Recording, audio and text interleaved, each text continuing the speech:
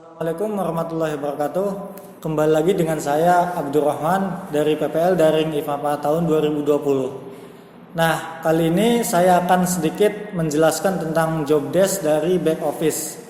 Apa itu back office dan macam-macam back office dan sebagainya. Nah, mari simak video berikut ini. Nah, teman-teman, kembali lagi dengan saya yang akan sedikit menjelaskan tentang apa itu back office yang ada di Bank Syariah.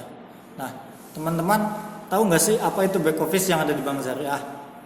Back office itu bisa dibilang karyawan yang menempati posisi pekerjaan yang tidak berinteraksi langsung dengan customer.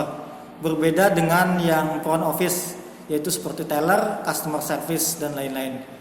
Nah, tugas utama back office yaitu yang pertama, bertanggung jawab dalam mengurusi laporan-laporan penjualan dan atau pemasaran, laporan-laporan keuangan ataupun masalah-masalah administrasi.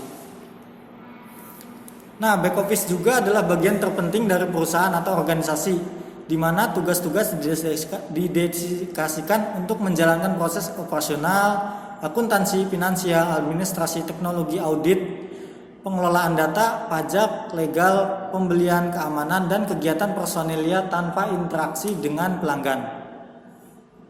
Untuk menjadi back office itu sendiri diperlukan kompetensi dan kebiasaan kerja dalam rutinitas yang diperkuat dengan integritas pribadi yang unggul, termasuk budaya kerja yang cerdas, bertindak dengan kerjasama dalam kolaborasi dan sinergi dengan semua pihak terkait, agar fungsi dan peran back office untuk mendukung fungsi peran lain dapat dioptimalkan.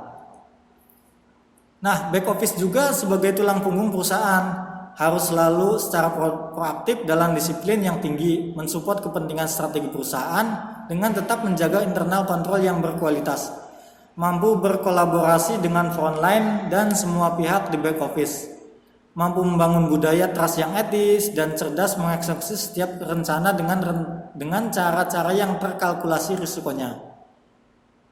Sistem yang ada di back office juga dan etos kerja back office yang kolaboratif dalam internal kontrol yang solid akan menjadi pertahanan yang kuat untuk menjaga reputasi dan kredibilitas perusahaan. Nah, back office juga terbagi menjadi 4 sesi. Sesi yang pertama ya 4 bagian. Bagian yang pertama yaitu bagian personalia. Yang kedua yaitu bagian umum atau pelaporan, dan yang ketiga yaitu bagian akunting, dan yang terakhir yaitu bagian informasi teknologi. Dalam back office juga kaitannya dengan bagian laporan keuangan. Itu bagian-bagian laporan keuangan terbagi menjadi beberapa macam. Yang pertama yaitu bagian laporan bulanan. Nah, bagian laporan bulanan juga terbagi menjadi 5.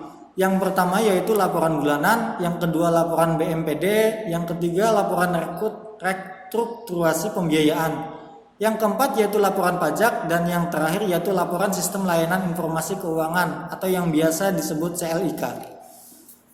Laporan-laporan yang biasa dilaporkan oleh Bank Syariah yang dilakukan oleh back office, yang kedua yaitu macamnya laporan triwulanan.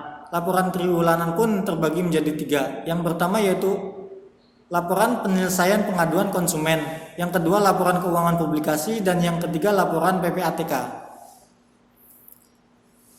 Laporan yang ketiga yaitu laporan semesteran. Laporan semesteran terbagi menjadi 7. Yang pertama laporan realisasi rencana bisnis, yang kedua laporan pengawasan rencana bisnis, yang ketiga laporan pengawasan DPS, yang keempat laporan realisasi literasi keuangan, dan yang kelima laporan realisasi inklusi keuangan. Yang keenam yaitu laporan keuangan LPS, dan yang terakhir yaitu laporan premi LPS. Laporan yang selanjutnya yang dilaporkan oleh bagian back office Bank Syariah yaitu laporan tahunan. Dan laporan tahunan juga terbagi menjadi 7 macam. Yang pertama yaitu laporan rencana bisnis bank, yang kedua laporan tahunan, yang ketiga laporan struktur kelompok usaha, yang keempat laporan komite audit, yang kelima yaitu laporan audit internal, yang keenam laporan teknologi sistem informasi, dan laporan yang terakhir yaitu self assessment literasi edukasi.